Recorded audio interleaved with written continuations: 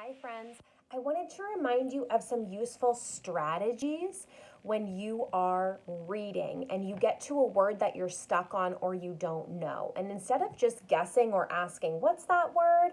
Or asking for help, there are lots of superpowers and strategies that you can use to help you keep reading. Okay?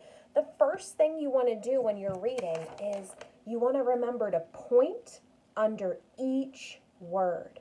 That's going to help you stay on track on the page so you don't lose your spot. Your next strategy is going to be to look at the picture.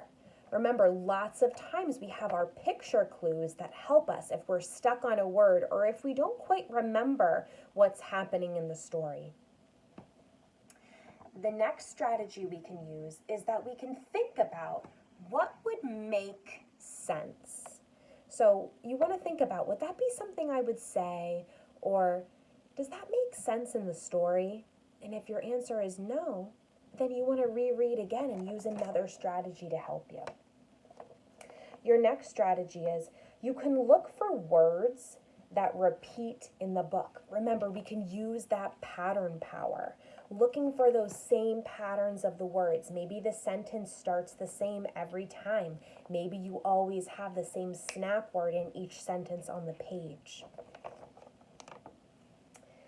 The next strategy is that you can get your mouth ready and your lips ready to say the first sound. Remember, the first sound is going to be from that first letter in the word, and you can look at that and start saying the first sound. Once you say the first sound, you can keep stretching through the whole word and work it out. Your next strategy, go back and reread. Start again at the beginning of the sentence if you get stuck. I always like to reread, especially if I'm stuck on a word and I stretch it out, or if I have to use the picture clue. Once I get to the end of the sentence, I make sure I go back and reread it again because I always want to make my reading sound like my speaking. I want it to be nice and fluent. Last strategy. Check your reading to make sure it sounds right. You want to make sure, does that sound right?